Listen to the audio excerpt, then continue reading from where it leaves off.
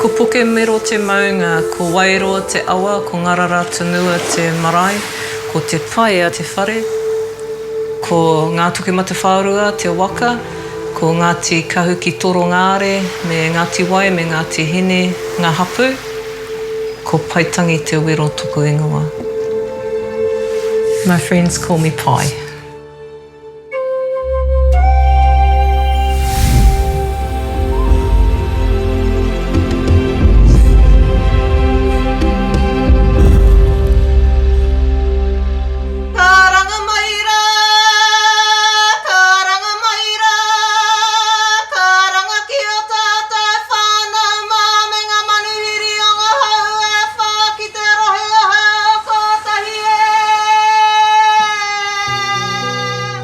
My earliest childhood memories, I was always making stuff, like really small. I'd make really intricate little doll's houses out of a box, but everything was like really detailed with little curtains and, you know, carpet. I'd make little structures out of sticks. I could sit in the garden for ages and make little stick things.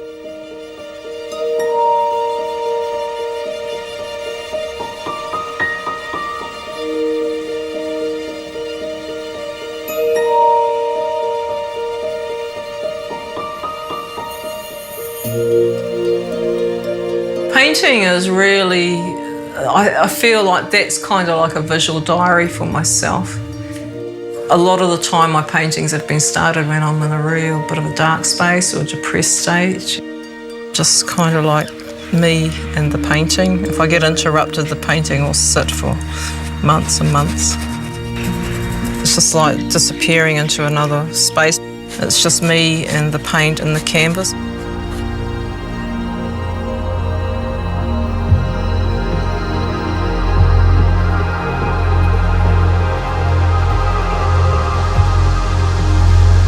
Ngā tuatua e noho kaua ne kai moke moke, tuku mai tō hā ki rongi ahau ke mahinga tai pito pito o tēnei moko.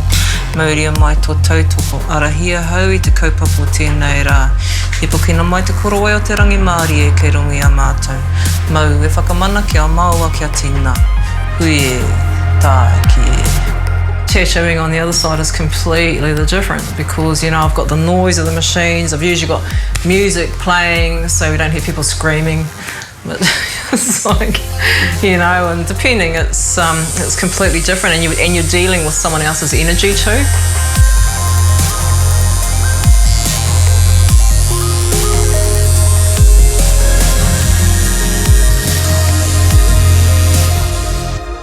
I would quite happily just surround myself with my artwork without the intrusion of people wanting a piece of pie, or, you know, or wanting, you know, my time, when I just want my time to be doing what I want to do, which is to be creative. And I think the problem is because I work in so many medias, it's like I jump from, you know, it's like, oh gosh, I walk past a carving and think, oh, I'll do some on that.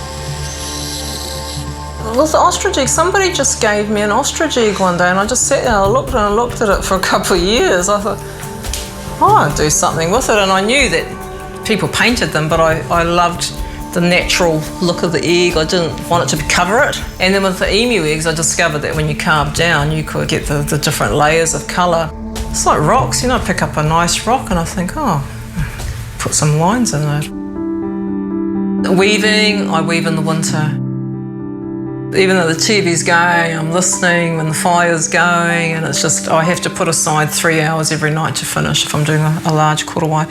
So I love that methodical discipline. For me, weaving has disciplined me. It's about patience. And I always think actually of our tūpuna, eh? I thought, man, they must have been really patient people. You imagine it's like, honey, I need a new cloak. Oh, you'll be ready in a year. I mean, hello? It's like, go give me 30 birds.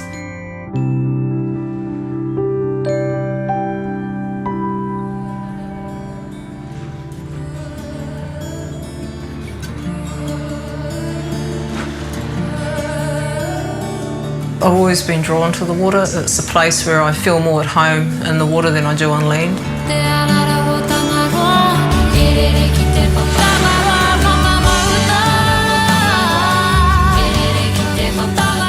I like the quiet. The water for me is a good way to finish the day. It's kind of like the cleansing and let go of all that hara that's been put on my shoulders.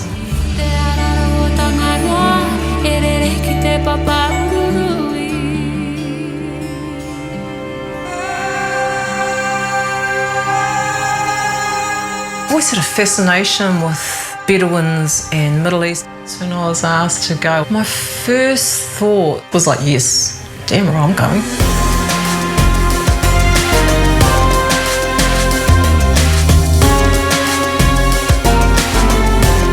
The thought of going to a place that, you know, when you're a kid and you had to go to Sunday school and they give you those Bible story books and you read about the Garden of Eden with all the lions and the tigers and the Jesus corridor, to actually go to a place where they're in that book, it's like being taken out of the book and actually put over into the actual reality thing, and to see for myself. I love those old markets that they have, and the artisans have been there from, you know, bloody generation to generation where it's been passed on, and they don't have fancy Dremel tools like I've got. I love that old world. Oh, I've always wanted to meet other women. And, you know, just wondering what their walk is like too, if it's kind of like the same to how, you know, I've learnt to walk with Moko. And also if there's a connection, you always wonder, you know, is there a connection to Maori to those other people with tattoos? I wonder if the patterns are similar. I didn't know a hell of a lot. I knew that there was a big ass wall that goes through their country, and I didn't know why that was happening or to the extent of their struggle. I didn't really know the ins and outs of why they are treated the way they are. But I was about to find out. I will be meeting people that have fascinated me for as long as I can remember. I literally hit the ground running, or dancing, or nah, I wouldn't call it dancing. You be the judge.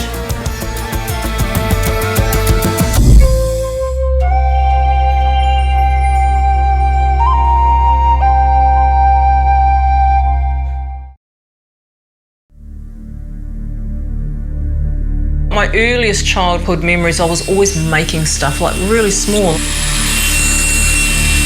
Oh, I've always wanted to meet other women. And, you know, just wondering what their walk is like too, if it's kind of like the same to how, you know, I've learnt to walk with Moko. And also if there's a connection, you always wonder, you know, is there a connection to Maori to those other people with tattoos? I wonder if the patterns are similar.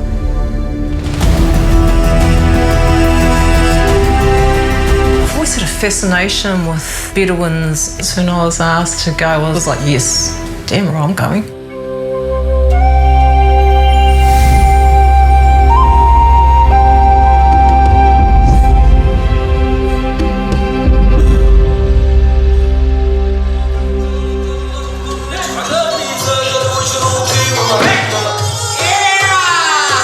So within a few hours of landing, I was sort of thrown straight into my first task, which was to meet the Alpha dance troupe who do the traditional Palestinian dance dabka.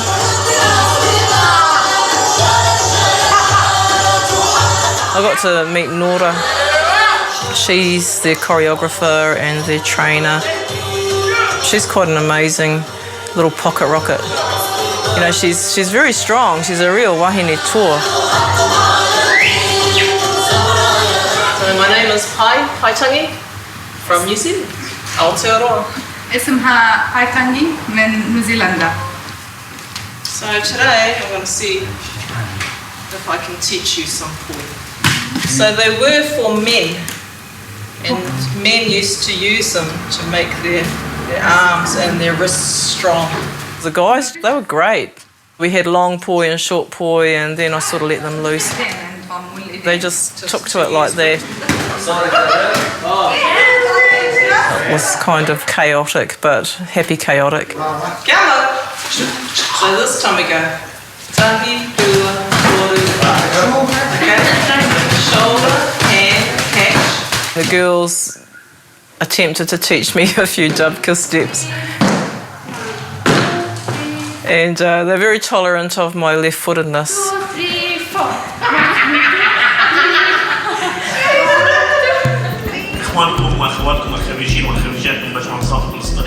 The Alpha-known dance troupe are performing at a graduation, and they invited me to come along.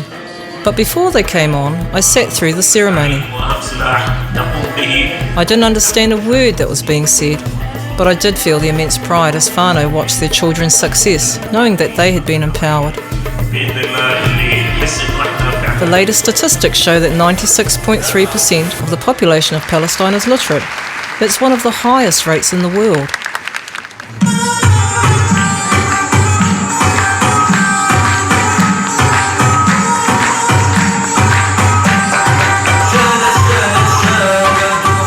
We don't follow a story in the movement itself, Not the movement, yeah. but the actual idea of dabke. Dabke it's a dance tied usually to the Palestinian wedding. Nora and the young people of Alpha-Noon remind me of young people I've met in New Zealand and the world over. They all want the same thing, to express their identity and their culture in a way that they love, through dance. We just took the essence of dabke and revived the folklore, derived from it, and created what you saw. So there's no story told in the actual movements, but rather in the whole performance. Okay. That there's an idea that we present, and mostly in everything that we do in dabke, it has to do with the energy, emotions, and strength that's within. There's violence, but there's also a celebratory environment where we also like to have this image about ourselves. It helps us. After a vibrant celebration of youth in Ramallah, we headed to Al Khalil, or Hebron. I was hoping to see vibrance and colour of a different kind. I had heard so much about the souks, or the famous markets in Hebron's old city. We're just coming into Hebron. It's pretty hectic here. We're off to meet Hawaida, and she's a biomedical engineer. And you can only try and imagine how hard it is to live in these conditions, let alone get to that standard of education and to be practicing it, which is pretty admirable. Hawaida Bader was born in Hebron and works in East Jerusalem. She comes from a family of high achievers. Her sister Vivian is Palestine's first paediatric cardiac surgeon, who started her training under our very own surgeon, Dr. Alan Kerr. Hawaida is so passionate as she explains her connections to Hebron's old city. Do you see the old city when it is very crowded in Jerusalem? Very, yeah. We walked This through. area used to be like that, but because of the Israelis, it becomes empty. So, in behind all these doors used to be shops, but Yes, now all and closed. it used to be very crowded. All the Hebronians used to live here. So we're forced out? Kind of. They're trying to convert this place to a ghost city. But why? What will that do? They want to take the houses. You So will see. they want to everyone to leave and then they take over? Yeah, because they're trying to establish their history here. And this will happen only if the Palestinians leave their homes. We walked through the market. You can see there's mostly closed doors. There's hardly any stall holders there anymore. And the reason for that, Hawaida was saying that they've blocked areas off so that the Palestinian families that lived there and had their livelihood there, they couldn't access it quickly. They had to go like 3-4 kilometres all the way around. Upstairs, where all the houses are, where the people live, because it's become too hard for them and they've moved out, the Israelis have moved in. So one by one, they're taking over these homes. She told me to look up, and she explained to me that there was this like chicken wire draped from, one side to the other. But in it, you can see all sorts of rubbish and crap. The settlers that live on that side that have taken over all this side, they throw all their rubbish down on the people down below. So that's bad enough, but she says, but it's the liquid stuff. You don't know if it's urine, it's feces, and they just throw it down onto you. And once again, it's a way of making the people suffer until they get to a point where it's like, well, we don't want to do this anymore, so they leave. This is the checkpoint there. You can see the doors. Like sometimes they ask you to stop and check your identity and if it is allowed for you to go through or not. Saying that the Israelis army is there for the security of the settlers. They got everything, they control everything. I don't get it. We were in Hebron and there was a group of Jewish settlers and they make a presence in the old city. So you'll have, I don't know, 20, 30 people there, settlers, surrounded by army. And the army's there to protect them. The army's got bloody checkpoints and snipers sitting up on the roof, constantly watching these people, the Palestinian people. You know, protecting them from what? They're the ones that are causing the disruption. I saw him filming me, one of the guards. Yeah. So I went, Yes, not me. I had to block my identification.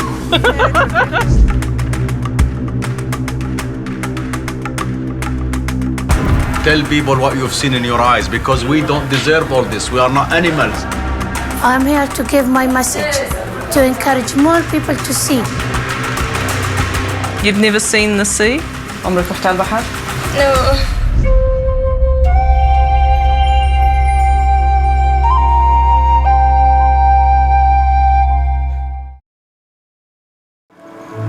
Oh, we're just coming into Hebron. It's pretty hectic here.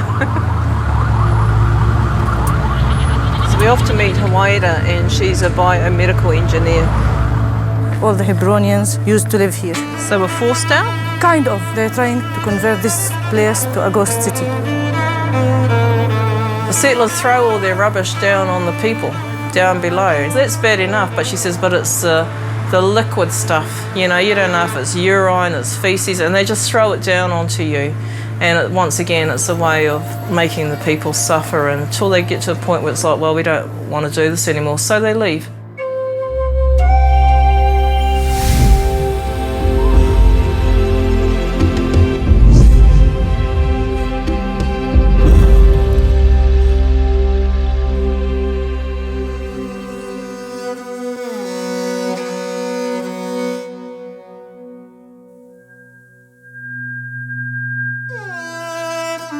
I was about to meet Jamal, who was going to share a story that I was going to hear over and over again as I made my way through Hebron's old city. Nice to meet you. Where do you come from? New Zealand. I've been coming to this market at least 48 years. I did watch the good old days and the bad days now. And please do us a favor, when you go back home, tell people what you've seen in your eyes, because we don't deserve all this. We are not animals or dogs to be treated like that. We respect everybody on this earth, and it says in our holy book in Quran, the most precious thing on this earth is a human being. We love everybody, we respect everybody, we adore everybody. We're called Maori. When we have the same saying, what is the greatest thing on earth? He tangata, it is people. It is people. So Hebron is becoming a ghost town. I spoke to a lady there called Layla. She has a group of women called Women in Hebron, and they're all traditional embroiderers. Tell me a little bit about the style of weaving, because this is very similar to what Maori do, which is called tāneko. So is this done with a needle? Yes, it's by needle. Yes. When I got on the plane, I thought I would start a little bit of weaving. It's very similar to yours, but we don't do it with a needle. It's just done with the fingers.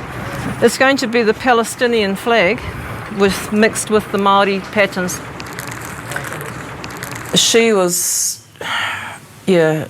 another wahine tour. She was the only woman that I met that was in the market. All the rest are men. And I asked her, how come you're the only woman that I've seen here? And she said to me, I refuse to go. Once again, I was hearing the same stories about their everyday struggles. Just show me some of your work and show me how it is that you continue to stay here. I'm here to give my message, to encourage more people to see. I just learned English from my shop. Your English is great. I'm very happy to give my message to the people, to talk. I open my house like guest house. I'm not rich, I can have my good life, it's enough, alhamdulillah. But the things for me, I want to talk what we have here, what we are suffering. The people are very resilient. It's been quite an eye-opener. But the funny thing is, you know, you see these people and they'd give you anything. They're the most welcoming people I've ever met. Now we're off to meet Mr. Samir, and he's at the Palestinian Children's Art Centre. We're going to meet some young artists and a couple of musicians as well.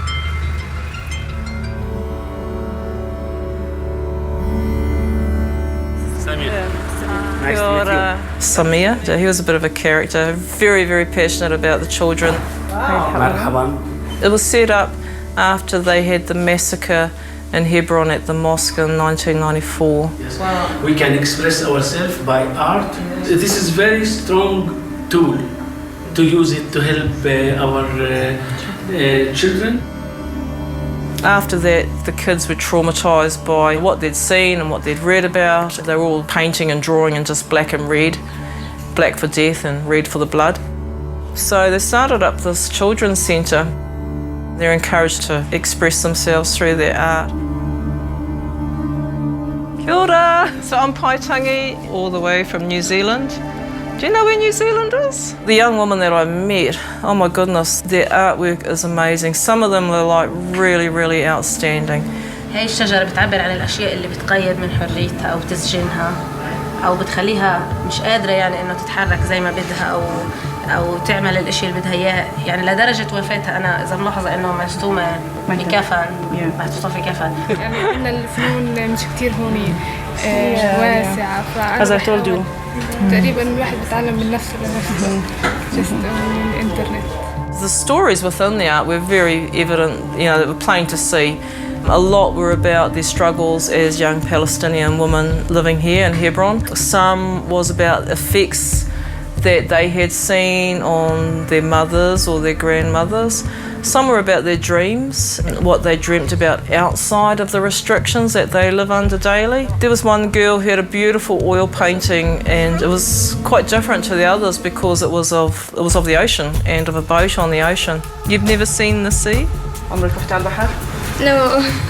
And she says, oh, it's my dream to see the ocean and to, you know, be on a boat and to see the beach. I would have loved to have spent more time with all of them. And they were really hungry to learn about life in Aotearoa and also what I did as an artist. That was a wonderful moment.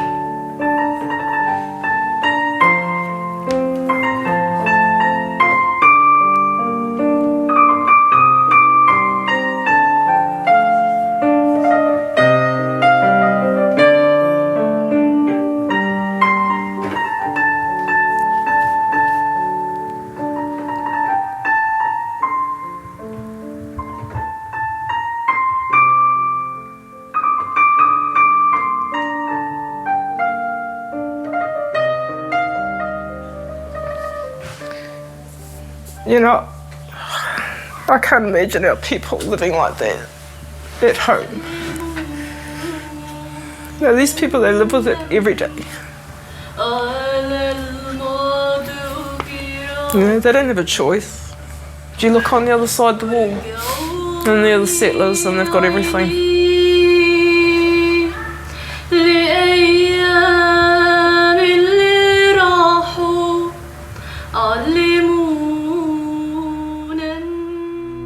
Come with me next week as I tell the story of my Moko Kauai. This is called a Moko. So the name of our tattoos are called Moko. It hurts, but that's part of the price you pay for wearing what we call the taonga. And I begin my journey to find Bedouin women who wear facial tattoos. I really wanted to meet other women that weren't only artists, but if I could, to meet women that carried facial tattoos.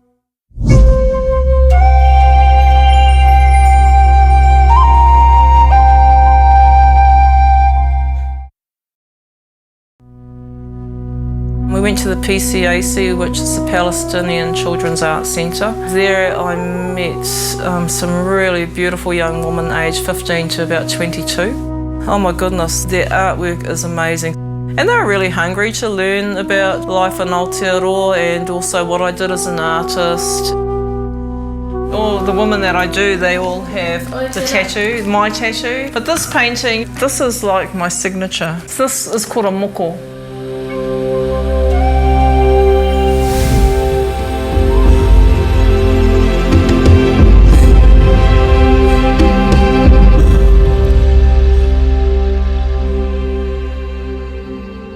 So in the old days, our people would sign documents with the moko, with the tattoo. Yep. So this is what our people used to be like with the tattooed face, because this is our writing.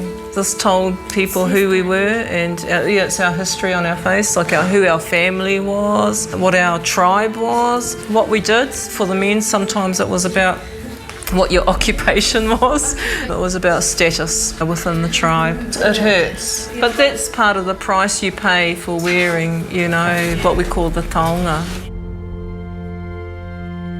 When I was asked to wear moko, in my head it said yes, but the actual thinking side said, are they crazy, you know? But actually I knew the answer was yes straight away, yes. But then there was still that inner doubts of, gosh, you know, it's going to be life-changing. It's on my face. Am I going to be accountable? You know, am I going to be worthy? The actual day set for it to be done at the Waitangi Marae, that caused its own wero. And, you know, it wasn't till one of our kaumātua actually said to me, he said, you do realise that, you know, the amount of wero that are coming in, and some of them were quite harsh. It was my kuia and kaumātua that stood up and said, look, you know, this is why we want you to have moko. The other kaumātua, he said to me, he says, you know, you don't realise if there were no wero, if there were no challenges, then the kaupapa has no mana. And so when he said that to me, it clicked. I was like, oh, okay, and I get it. When I was asked, it was like I just knew straight away who I wanted to do it and that it would be done by uhi. Uhi is a traditional way of tattooing.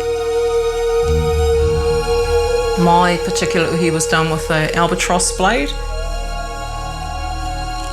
The first bite of the chisel, the first thoughts in my head were, oh man, does this fella know what he's doing? Because I felt like my chin was just like breaking into hundreds of pieces, and it was like really loud in my ears. But outwardly I was very, you know, very calm, but in my head I was like, holy bloody hell, this is mummy. And the actual day was really special. I had two of my kids there, and of course the kuia and kaumātua who were instrumental in being there and to tautoko that kaupapa.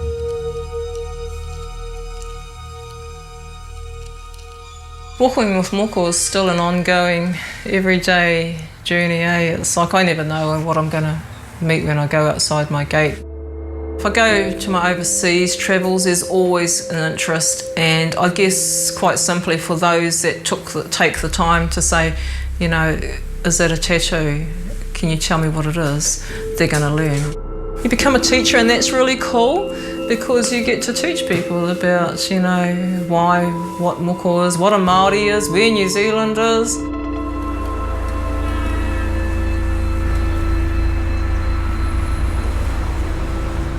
I've had such great responses to my moko kauai. I haven't always had in other countries throughout the world, but the people here have been just great, you know. Always getting the thumbs up sign, and yeah, it's sort of a different look. They're not rude. In other countries I've been yelled at and pointed at and you name it, but here it was a different sort of curiosity. You know, you've still got those that are holding fast to their old traditions and artworks because that's their identity. Just like us, you know, our moko it's our cultural right to wear it, and it's their cultural right to be able to carry on with their language and not have to speak Hebrew, to be able to do their embroidery and not have it stamped somewhere else that it's Israeli and all those things. You know, that's their cultural identity.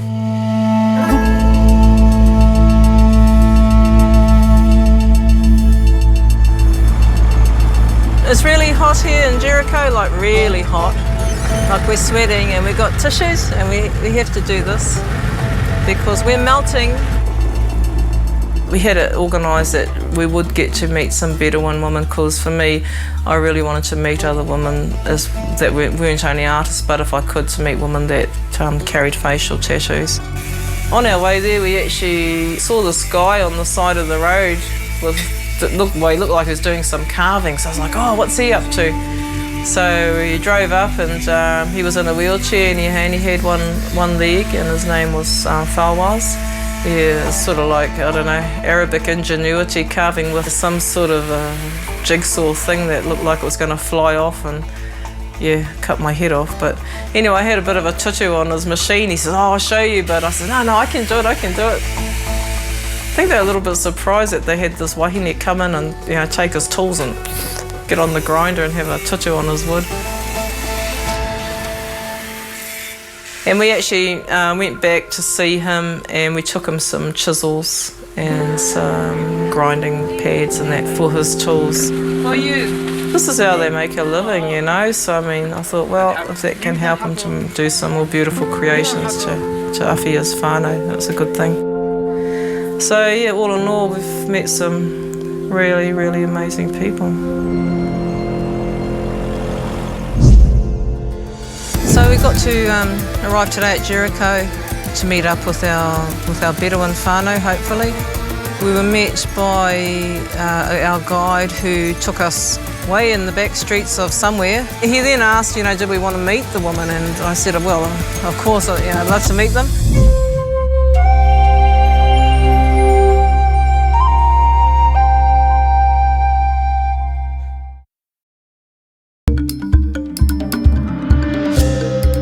So we got to arrive today at Jericho to meet up with our Bedouin whānau, hopefully.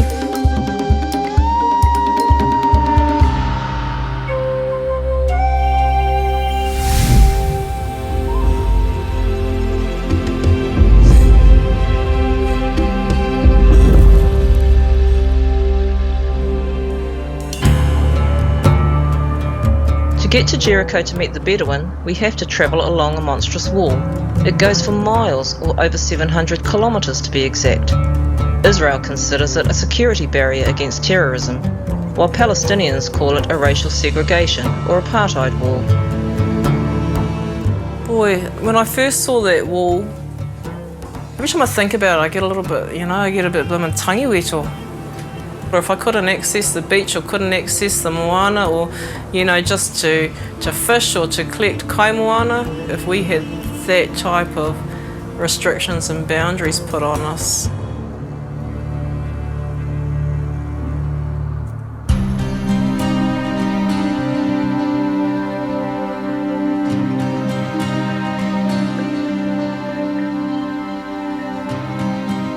And I tried to put it into context, a big huge wall, you know, surrounding Waitangi where I live, and, you know, the 91 acres that we were given back to live there. And I was trying to imagine how it would be for us not to even be able to go to the beach that I go to every day. And, you know, for our kids not to be able to play on the beach. So that really hit home. And, you know, and on the other side, you look on the other side of the wall, and they're the settlers, and they've got everything. Even trying to move the Bedouin people off their lands. I mean, they're nomadic people. They live out in the desert, and yet the Israelis are allocating them sites to go on, like these flat sites. They don't go there, because once they leave and go to those places, those like reservations, that's it. They're stuck there forever. They can't wander, which is what their people do. And once they leave the area and they go and take up residence in those sites, the Israelis, they go and they take that whenua.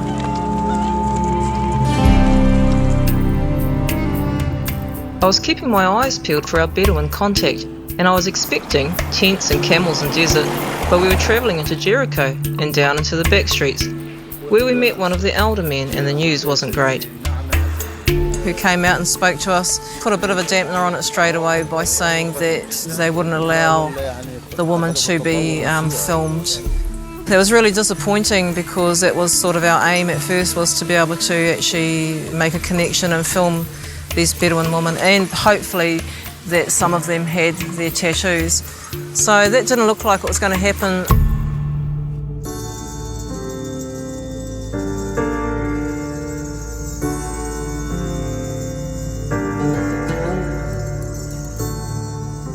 started to ask him a few questions about what the tattoos meant for them, and he in turn asked me questions about what our moko was to us.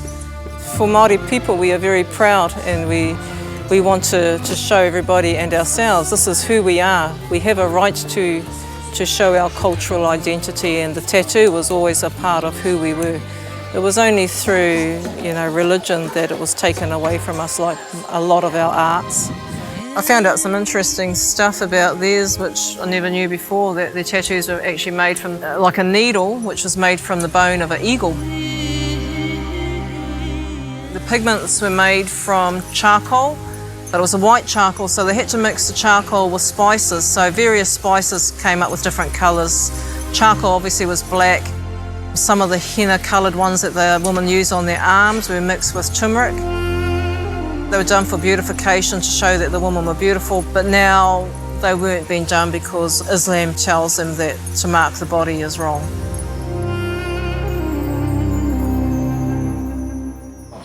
He then asked, did we want to meet the woman? And I said, well, of course, I'd love to meet them. I was interested in their weaving and their traditional weaving and embroideries. Originally, they would dye their own sheep wool, but now they just go to the shop and it's quicker to just buy wool. So I had to toe talk all that because it is.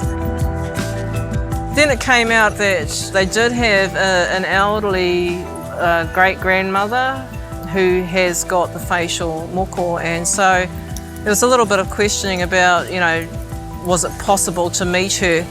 And of course that was our aim, to come and meet. It came about that they said yes, we could go and meet this old queer. It turns out she's over 100 years old.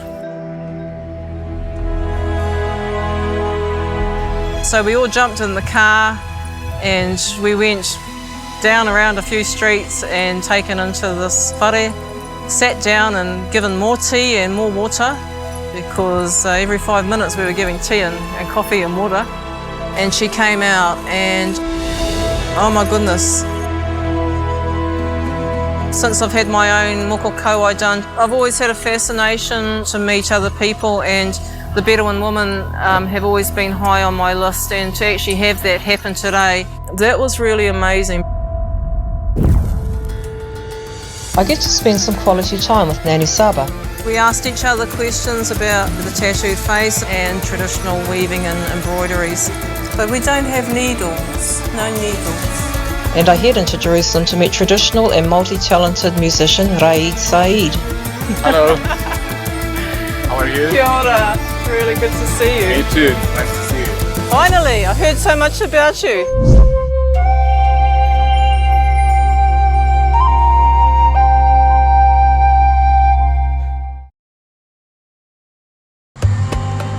I've always had a fascination since I've had my own moko kauai done to be able to meet other people, and the Bedouin women have always been high on my list.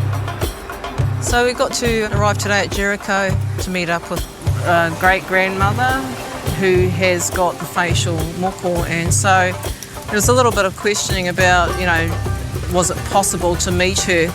And of course that was our aim, to go and meet this old queer.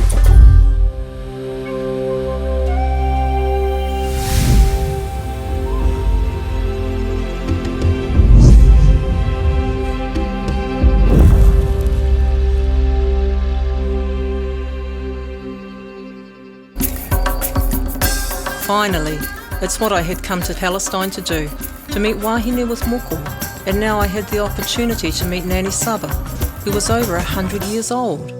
She came out and, oh my goodness, she was just, he tino taonga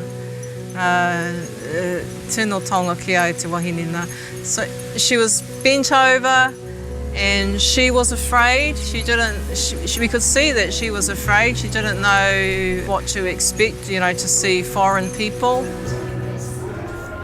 She kept pulling her scarf around her face a little bit, and then I was instructed to come and sit next to her, and she was quite funny actually, because she kept telling me to make me sit closer. She wanted me to sit closer, and so she'd arrange everything so that I finally got to sit quite close to her. And And then she told me that I had to drink my tea. Drink my tea. She's grumpy if I don't drink my tea. So I drank my tea. I didn't want to upset Nanny, and then I put my tea down. Shukran. So we sort of asked each other a lot of questions about our tattoos, and I found out some interesting stuff about theirs, which I never knew before, that their tattoos were actually made from like a needle, which was made from the bone of an eagle. It's almost like a circular configuration on either side of her chin, made up with small dots. Almost, to me, it looked like a snowflake pattern. And you could still faintly see the dots under her cheekbones, and in the middle of her forehead. She was quite a character. She sort of came out of being afraid. She wants to pray. She wants to pray. She was a little bit anxious because she wanted to get her prayers done. I could tell this nanny was getting a bit hoha with us, so I thought I would sing to her. This is what we do to say thank you. It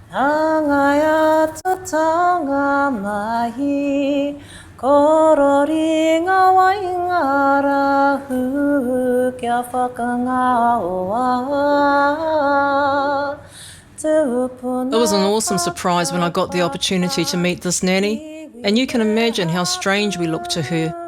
Initially, the community had said that we couldn't film the woman, and we accepted that, but then we spent time with them, drank tea, lots and lots of tea, and shared our stories, and they soon understood that we were not there to point and stare.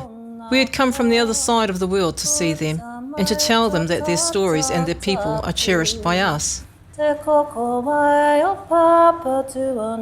Meeting Nanny Saba had definitely left me with an appreciation of tradition withstanding time.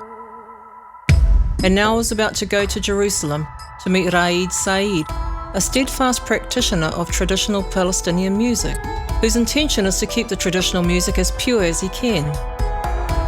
Hello. How are you? Kia ora. Really good to see you. Me too. Nice to see you. Finally, I've heard so much about you.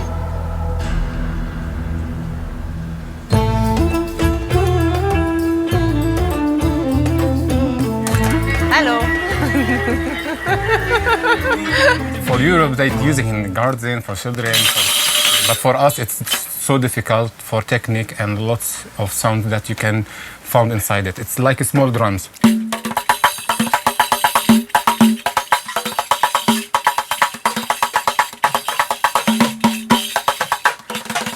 This is, we mix it in different styles of music. Yeah. And before he was singing and playing tabla at the same time, and having mics and play. Yeah. Many years of parties. لا بدي أصلح هذا.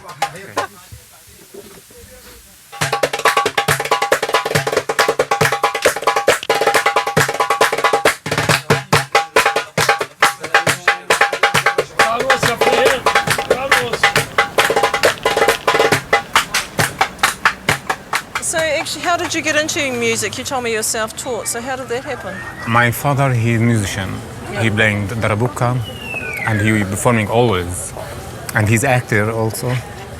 So when I was child, some people, they coming to our house to take private lessons. Always I am going inside to hear what they learn from my father. And my father, he refusing always to teach me.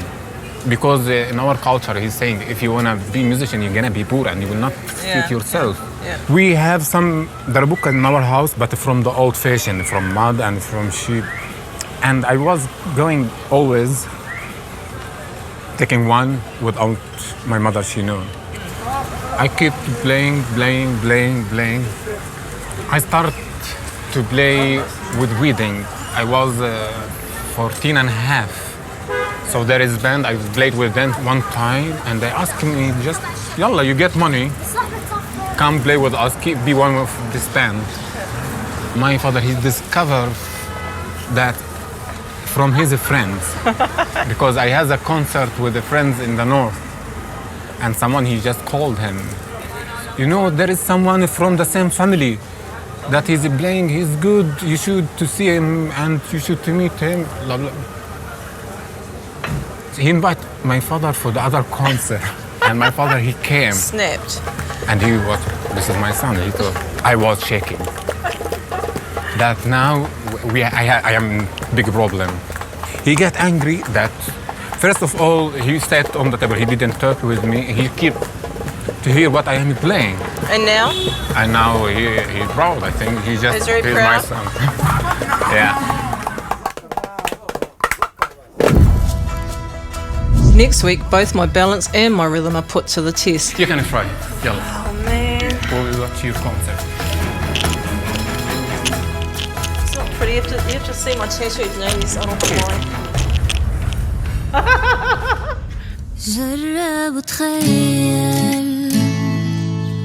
And I get to meet the gorgeous young talented singer-songwriter and artist Nadine Birkin. Nice to meet you. وتكون محشور بصندوق صغير هذا الشعور اللي بتحسسني فيه تحسسني فيه أقعد وتأمل فكر شوي بالكبير. It's nice that you can share your music with the world, you know, this type of music. I don't think, until I come here, we sort of hear a little bit with the Arabic music, but not much in New Zealand. We don't have crazy streets like this in New Zealand. You have crazy? No. No. No. It's crazy here always. It's very quiet.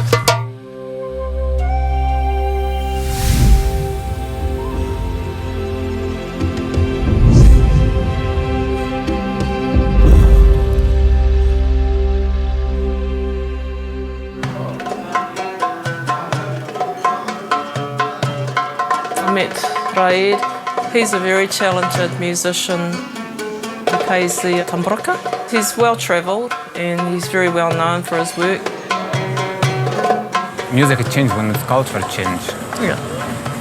So always now the music is different than before. What do you prefer to play, the old or the contemporary mix? I love the old classical music, to be honest. That's cool. Yeah, because from the old classical music you learn a lot. Yeah. And you learn the new music even.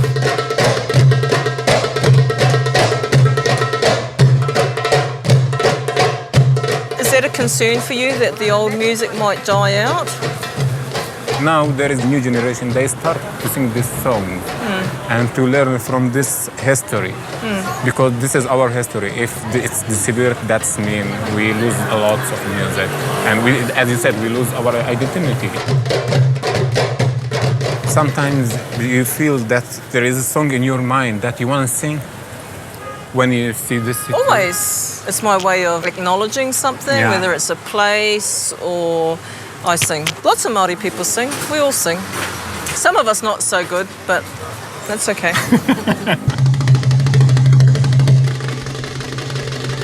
Our music sometimes is sadness music. Same in Māori. Yeah, we sing all sorts of songs, or we write songs for different things. Like some are purely about our genealogy, so who my grandfather was, who my great-grandfather was, who their father was, and it's all written in the song. So once again, that was like a book. Yeah. It was like our book that we had to remember. So when we sang it, we knew what tribe we were from and where our mother's tribe was, all those sorts of things. That's good. When you sing from the heart, they hear it. Yeah. And they may not understand, they don't understand what I'm singing about, but people will cry, and I'm hoping that it's because I sound okay and not bad, because I don't want them to cry because I sound really bad. Because that wouldn't be good, I want them to cry because they're feeling good. Oh, you know what I mean? They would not. Yeah, it's like, oh no, shut up. No. It's not good. We don't want to listen to her. That's why I am leaving.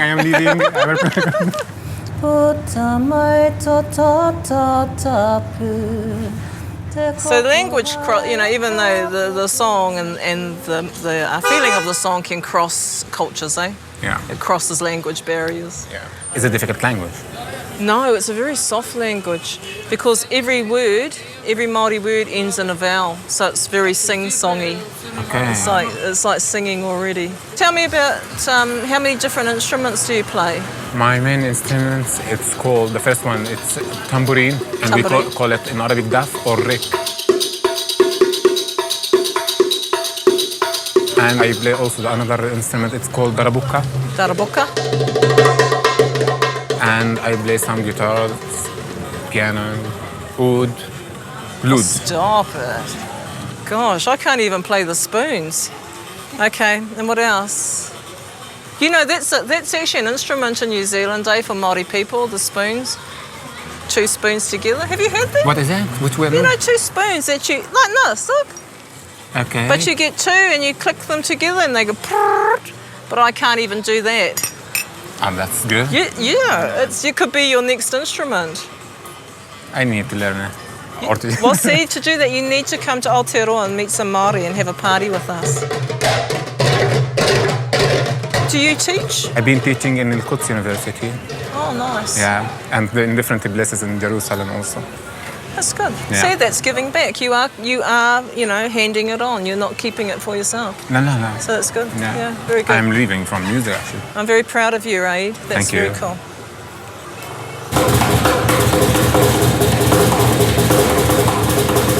I am always, with my instrument, I am searching for different sounds. So I met some musicians, they playing this instrument. And I told them that I never learned on this instrument by myself. Someone, he just gave it to me as a present. And when I start to play it, and I just start to use my leg to find another sound. They say, can you teach us how we do this? Because this is all the day, only with their hand. But to use your leg, this is something else. Yeah. Wow, too much, right? I like this. I love it. That's so cool. You must have muscles in your fingers. I am strong. It's not pretty. You have to see my tattooed knees. Aroha mai. I had to give it a go, but I wasn't sure I was going to be able to balance on it, let alone play it.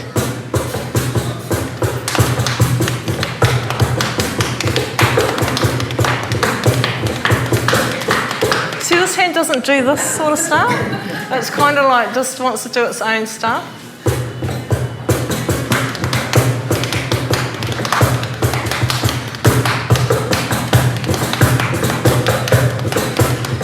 I think I'm stuck on the same rhythm.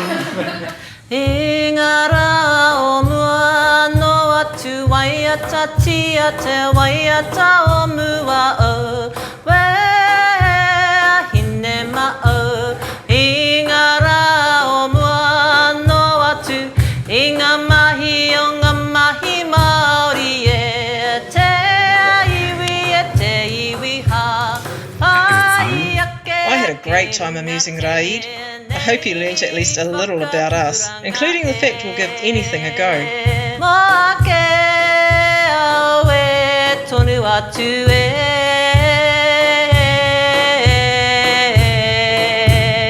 Happy Eid. Okay, thank you. No problem. Thank you.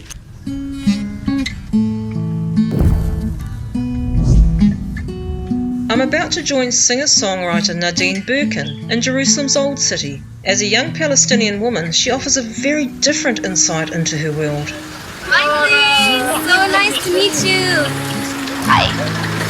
Nice to be here. When a country is under colonialism and occupation, usually what happens is the occupation takes over the culture. I feel like we should focus more on our essence as people instead of the occupation.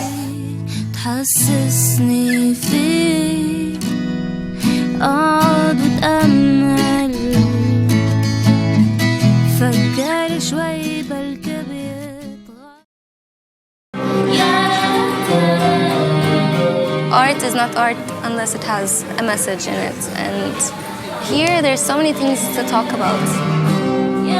When I write a song about something, I feel better. I feel like, oh, I let it out. And then when people like the song and relate to it, it makes me feel much better.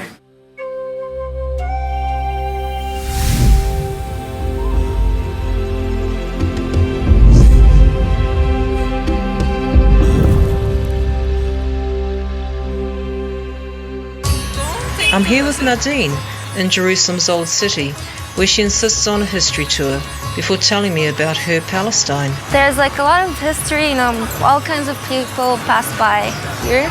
So you have traces of the Romans, you have traces of the Mongols, you have the Turks. But this wall, it actually fell down like 7 times. It was rebuilt 7 times. You see those round symbols? Oh, yeah. This is the Islamic star. Have they come in afterwards, or were they? Afterwards, yeah, you can say so. You can also see some Arabic letters and sentences here. Bit of a melting pot. Yeah. So here, there's a touch of everyone. So as a child, growing up here, yeah. Did you used to run around this market?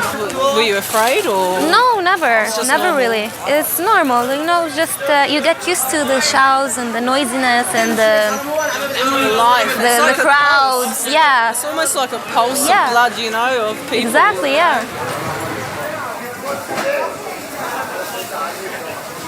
A lot of indigenous peoples with colonisation, it was like you take away their language, you take away their art form. In a way, you motivate people to stick with their culture stronger. Yeah. It's the same what's happening with the Palestinians, like whatever we have left, we hold on to. So you don't want it to be dead forever. That's why I felt especially sad. when you feel like someone is trying so hard to delete your existence and erase your culture. With your art that you do, where do you exhibit, or do you bring it to life, or what do you do, or is it just for yourself? I want to exhibit, but the thing is, you don't really get the support, and you don't get a chance to exhibit that often. Like, what do you paint the most or draw the most?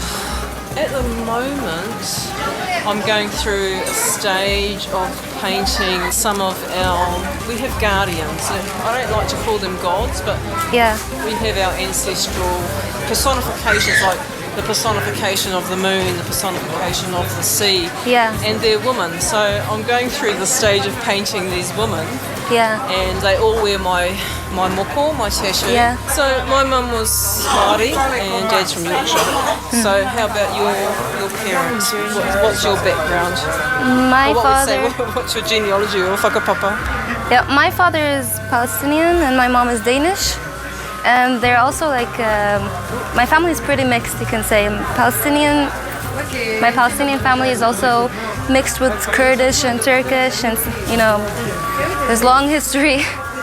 How do you find it being a female artist of mixed blood? We're basically the same because you're also mixed. The people who know me as an artist here, they know that I'm a very feminist, women's rights. I always like to talk or make art about double standards. That's like my thing, جرب وتخيل غمض عينك حبيبي تخيل. When I wrote that song, I didn't think, okay, I'm going to write a song about this. I just wrote it because I felt like it, I felt like, okay, it's unfair. There's a lot of things that are unfair that don't make sense. So when I found out that there's a lot of people who feel the same, and I started making more of this kind of art. But I try very hard to avoid making political art because I feel like there's too much.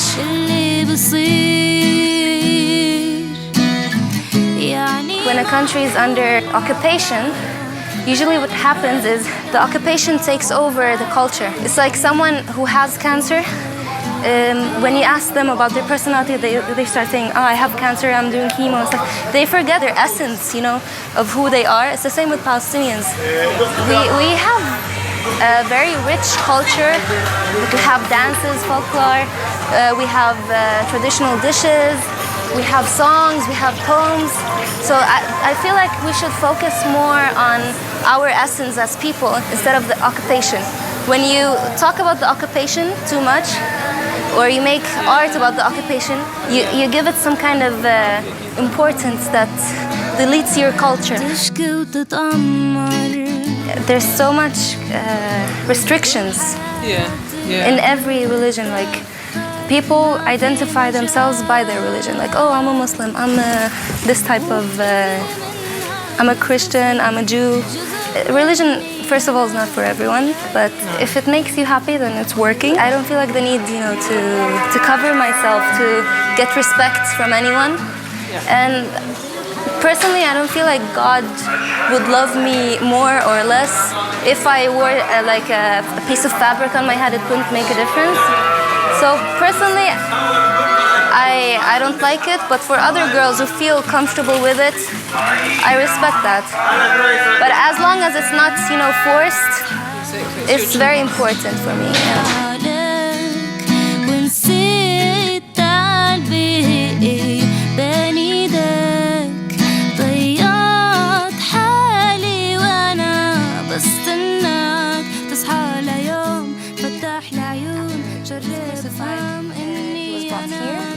In a cave that was inside, and then Nadine showed me through the church of the Holy Sepulchre, where it is believed that after Jesus was crucified, he was brought here and placed in a cave, which this church was built over.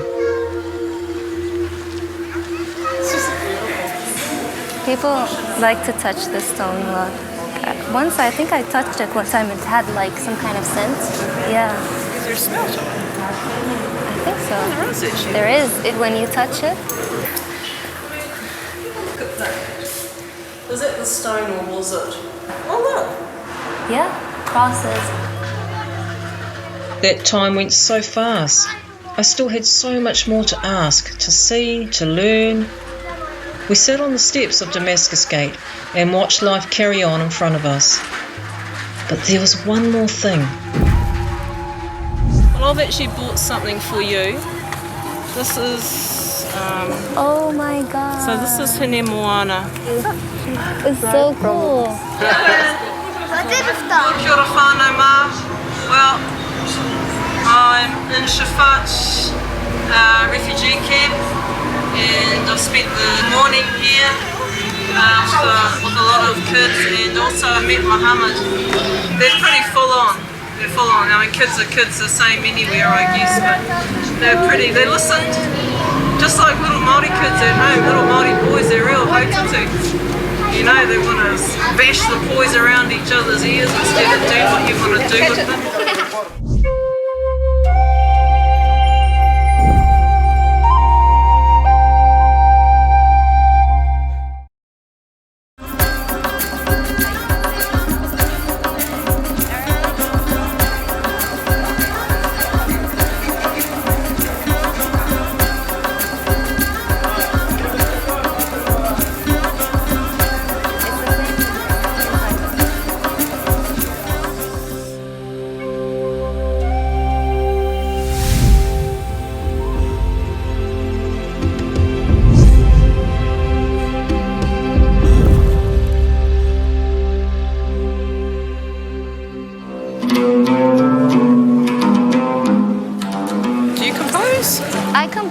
I write my own songs, and mainly I focus more on the lyrics than the music and stuff, unless I'm working with other musicians. Or I'm not really like the best musician, but I can't play. It's like, no, me neither.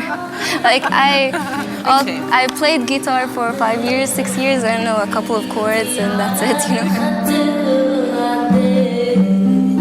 Well, I've actually bought something for you. Oh my god. So this is Hine Moana. Wow. And the Hine means woman. Ah. Moana means the sea. So she's our guardian of the sea.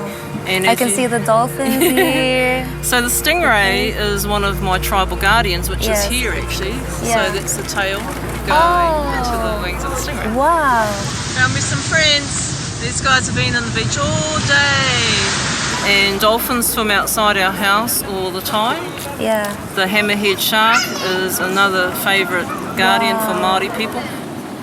The whales, we have orca and killer whales swim past our house. I can see this one is also like the same like that tattoo. Yeah. And you can just see she actually does have my Moko on her chin. Yeah. It's just, her cloak, because I'm a weaver, her cloak is made out of seaweed. Wow. And everything from the sea, you know, so... I feel so happy because it's so personal. Thank you so much. I have to hug you. It's so cool. Thank you so much. I have a new little sister. I love these things.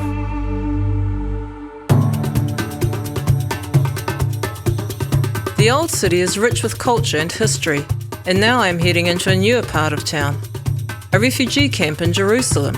Yes, you heard that right, whānau. A refugee camp in Jerusalem. I met talented music producer and rapper, Muhammad Mugrabi, who has built a music studio in Shafat Camp's Children's Centre. Muhammad took me to meet some of the kids, and so I thought I would try and teach these kids some waiata impoi.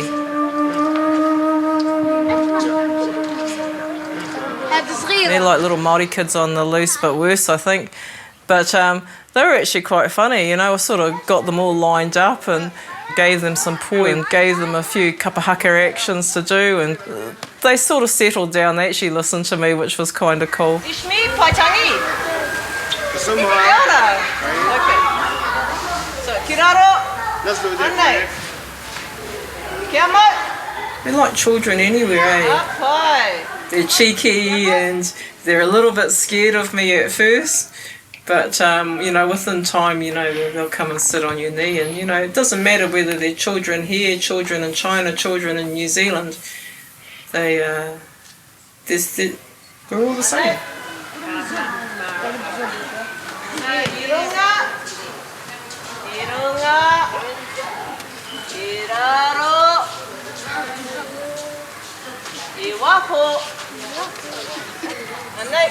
It amazes me how people like you come from New Zealand to Palestine to a refugee camp and feel connected to the people over here.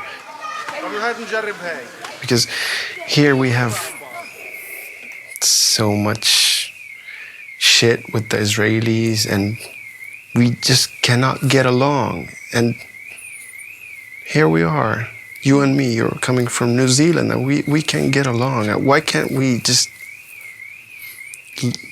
solve our problems over here in the Middle East and be like nice to each other? I don't know.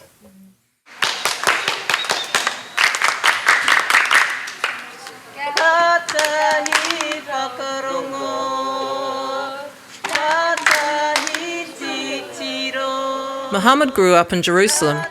His family were moved to the camp when it was established in 1967. The camp is now surrounded by the wall. It's 1 kilometre square with about 26,000 people jammed in. Yeah, it makes me sad to see the children who grew up here not enjoying their lives, having so little and have no idea about what's out there. Not on the other side of the wall. What a normal life looked like. I have no idea.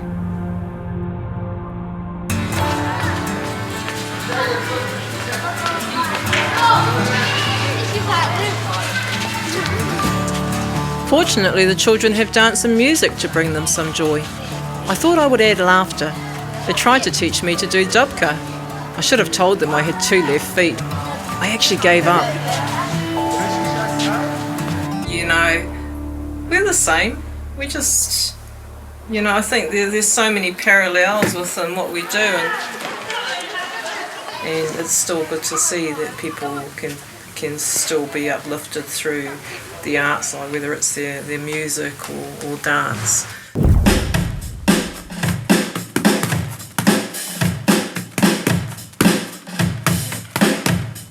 Even some people tell me, why are you still making music? This is a hobby. This is not a real thing. No, I do it because it makes me happy. It is my escape from this shit.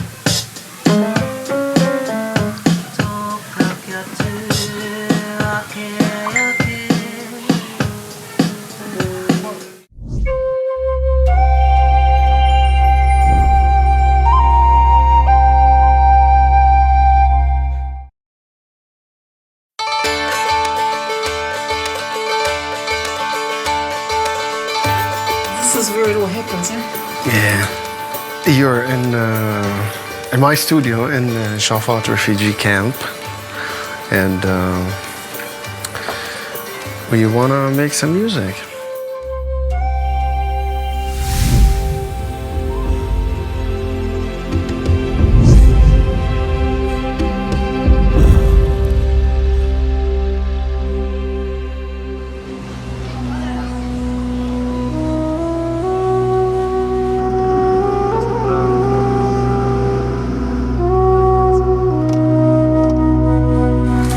We went for a little bit of a hikoi. Muhammad, he's growing up in the refugee camp. They took all the trees. Like, they did not keep any trees on our side. We walked all the way down through the refugee camp to where the wall is. You stand there and you realize that you're blocked. When I first saw the wall, when I got the first glimpse of it, yeah, I was really quite emotional actually for me. And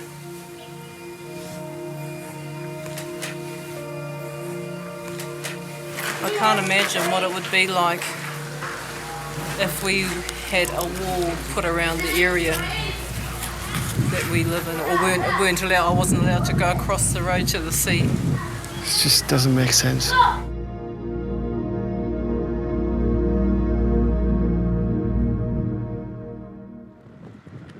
The Palestinian situation is that there's no way that you can like take time out. Yeah. Every day you have to go through that checkpoint. Every time it's the same amount of frustration, if not more. Like, you go now, and then like if you need to go back after 1 hour, you have to go through it again. Like, and you see that it's ridiculous. The same people that check you every time, and they just saw you passing, and they know that you have legal cards and everything, but it's a systematic machine to frustrate the Palestinian. And it's, distorting the minds of the people. A lot of people do not understand this. Even some people tell me, why are you still making music? This is a hobby. This is not a real thing. No, I do it because it makes me happy. It is my escape from this shit. Do what you love and love what you do, and if it's music, that's what it is. There's this rhythm that I think it sounds very similar to Maori rhythm. You can start there. So I want to play you the rhythm that I talk about.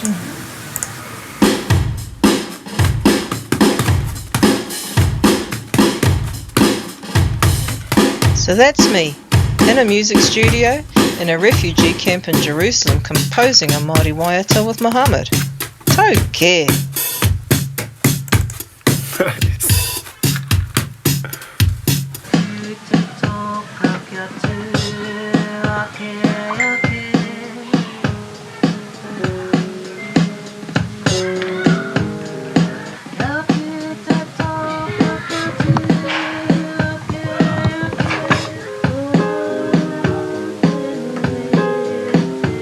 I don't know that much about Maori music, but the Maori language, it is a singing language.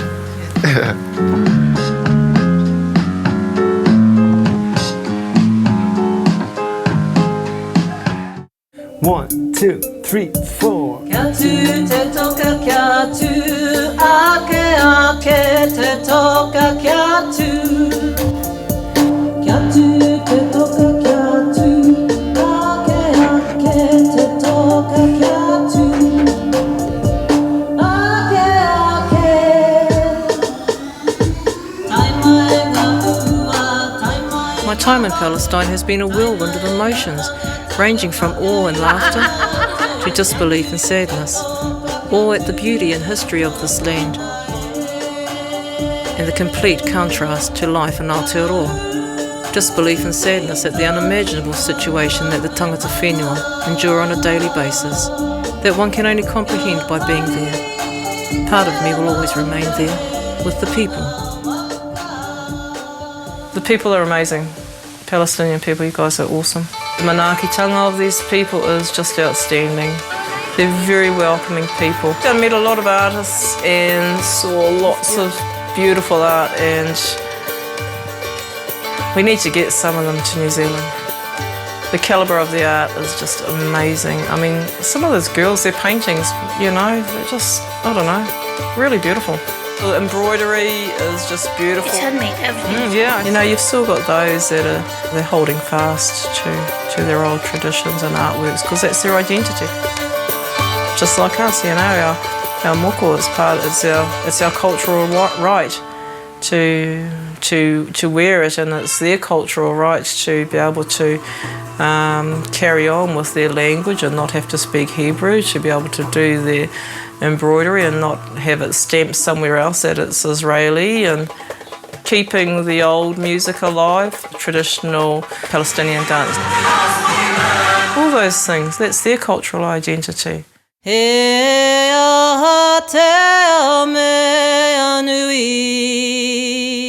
Nō reira, tēnei te mihi nui ki ngā whānau mā mai te whenua o Palestine. Ko Nora, Hawaira, Leila, Matua Samir, me ngā rangatahi o te kura mahi toi ki Hebron. Ngā tangata kōraha ara Bedouins, me Nani Saba. Ngā mihi hoki ki Falwaz, Nadine, Raid, Muhammad, me oku Taraiwa, ko Luai, rawa ko Muhammad. Mo te mea mutunga, he mihi tēnei ki Ashraf, mo tōna mahi tango whakāhua. Maha tōku aroha kia koutou katoa. Anake ori te ngā whetu te marama me te rā, aue